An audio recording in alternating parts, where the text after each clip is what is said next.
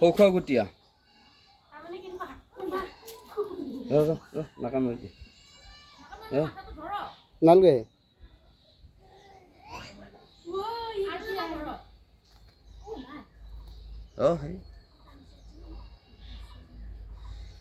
এইটো সাপৰ নাম সৌখাগুটীয়া বুলি কয় দেখিছা নে চকুগিলা ডাঙৰ ডাঙৰ এডাল এতিয়া ইয়াতে হেৰি পাতৰ মাজত সোমাই গ'ল না এইবিলাক কেনেকৈ গুচাবি এনেকুৱা হৈছে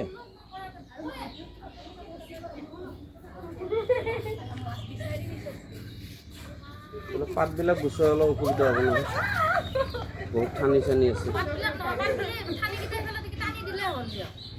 সেনেকৈ টানি দিলে সাপো গুচি যাব নাহা ব্যৱস্থা কৰি দিব পৰা যাব নাহা ব্যৱস্থা হৈ যাব